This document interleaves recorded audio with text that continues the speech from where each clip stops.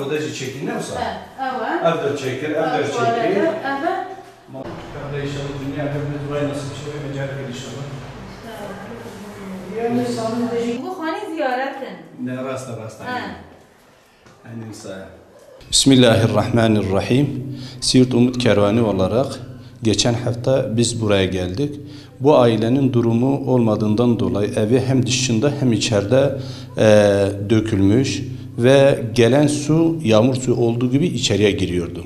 Biz de bu çevremizde tanıdıklarımız, bu hayırseverlerine biz de bir çağrıda bulunduk. Dedik ki gelin bu kardeşimizin gerçekten durumu yok.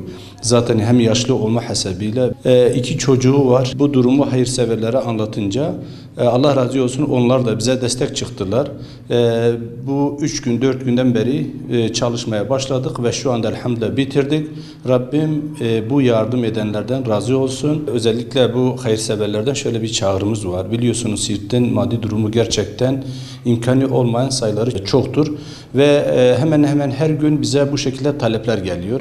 Eğer onlar da bize bu şekilde yardımcı olursa, hiç olmasa ayda bir evi onarmak için bize yardımcı olsalar çok iyi olacak. Çünkü Siirt'in genel olarak bu özellikle eski mahallelerden durumu olmayan insanların sayısı çok fazladır. Oradaki evler de hepsi bu şekilde dökülmüş ya da herhangi bir eski olmasından dolayı ya boyasız ya da su içeriye giriyor.